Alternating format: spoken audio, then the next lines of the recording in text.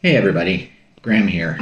I don't know to what extent you guys are Tolkien fans. I've always considered myself sort of a casual Tolkien fan. I'm not. I'm not a major Tolkien geek, but I did read the books, and I read The Hobbit and The Lord of the Rings when I was a kid, and read The Lord of the Rings once or twice since then, and I've seen the movies, and all that stuff. I've started reading the Silmarillion now because I found a great channel about Tolkien called Tolkien Untangled, hosted by a guy named Rainbow Dave. It's a great channel if you ever wanted to sort of delve into that lore. So anyway, I'm starting to read it. But what I'm talking about today is this Rings of Power thing that I'm seeing a lot of videos about. Now, I haven't really looked too far into it. I don't know what the specific objections are to this, but I know that in general the objection is that they're not following what Tolkien wrote. And I know that a lot of Tolkien fans are upset by this. And I wanted to go in a little bit to why it's important to fans, because I did get a good sense of it from Rainbow Dave's videos, and also just from my own reading. So my understanding is that they've sort of taken a lot of liberties with the story and the environment of Middle-earth in general. And as a casual fan, I wouldn't think that this was a big deal. So it deviates from the story. They're trying to make it more PC, more woke or whatever. That's what they do, and who really cares? But if this thing is going to carry the Lord of the Rings title, and it's going to be sort of an add-on to the existing world of Lord of the Rings, the thing you got to understand is that when Tolkien wrote those books, he wasn't just writing some novels. Tolkien invented the entire history of the universe in which that story is set. He wrote, I think Rainbow Dave said something like 50,000 years of history, and invented several languages, and came up with all of this lore and backstory and lineages and things like that.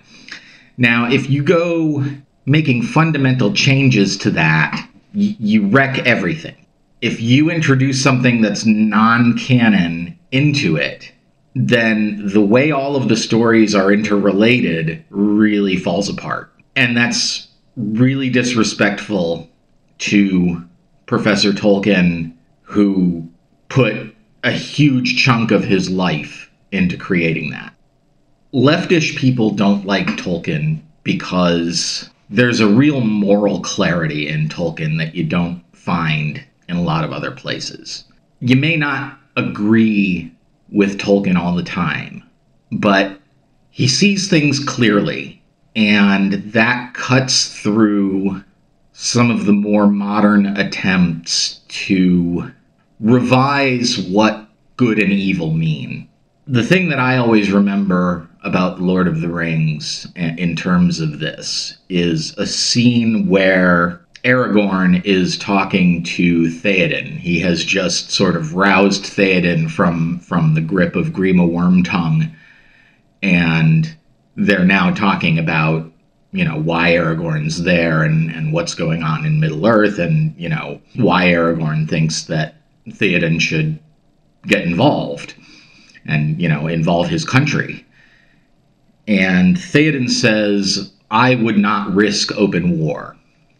And Aragorn's response to that is, "Open war is come to you whether you would risk it or not." And that's something people don't like to hear.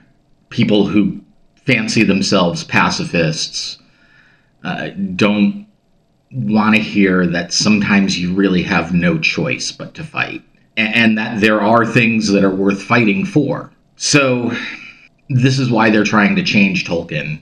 And I don't know to what extent the Tolkien estate is involved in this.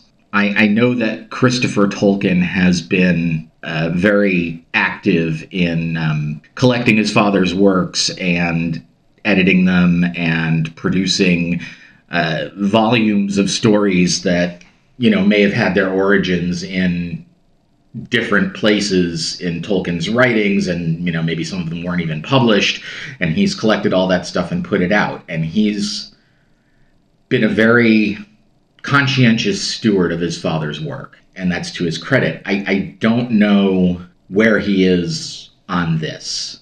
I don't know if these books are old enough that they've now entered the public domain. My understanding is that I guess Tolkien died in the 70s sometime. So maybe the works have passed into the public domain and they don't need to worry about the copyrights. Or maybe there's some leftover language in the contracts from when the rights for the movies were bought.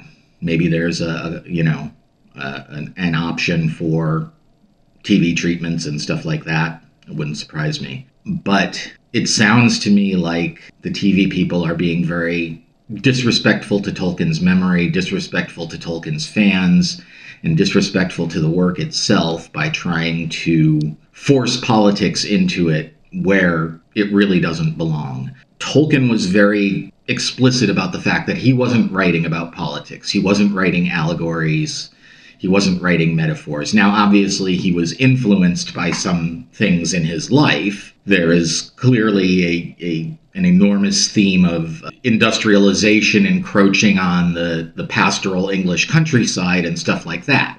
But he explicitly said that he wasn't writing about anything that was currently going on. He was writing about ideas in general, and he wasn't being allegorical about it. Other people have suggested that he was writing Christian allegory because he was friends with C.S. Lewis, who wrote some Christian allegory, as well as some Christian apologetics. But that's not true either. What he was trying to do was to invent a mythology and a world, and something that was characteristically English.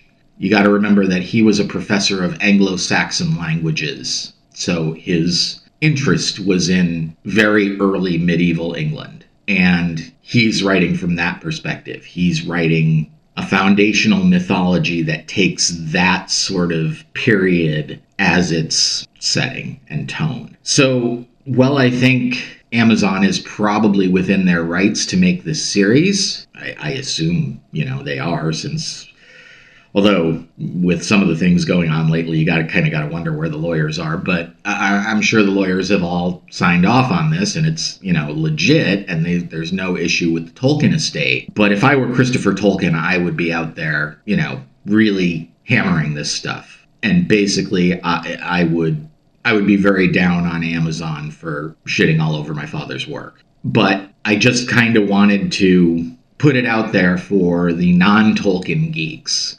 And like I said, I'm not really a Tolkien geek. I have a reasonable familiarity with the more popular of his works. But having gone through a whole bunch of videos about the extremely detailed mythology and history that Tolkien wrote, I think dismantling that to make a political point is really just despicable. So there it is. I don't plan to watch the series. I can't imagine any Tolkien fan with a reasonable sense of propriety, I can't imagine is going to get into this. But who knows? I've got a lot of very sort of leftish friends who are into Tolkien, so maybe that's the audience they're shooting for. But regardless, I think that they've done a disservice to Tolkien, to fantasy fiction in general, and to literature as a whole. Tolkien did something great and interesting and pretty much unprecedented, at least in the modern age. And sometimes you should really just leave it alone. And I think that's where I'm at with it. Just leave it alone. You don't need to be doing this. Just because you made some money with the movies doesn't mean that you have to try to milk it, and in the process of milking it, completely wreck it. So, bottom line is that I don't think that Amazon should be prevented from doing this, but I also don't think anybody should watch it. Let's let them learn the lessons that if you alienate the fans, you go broke. So that's where I'll leave it. You know, I could probably sit here and talk more about it, but this video is long enough already, and I don't know if it's going to get any views or not. So that's it. I will talk to you in the next one. Take it easy. Graham out. Bye.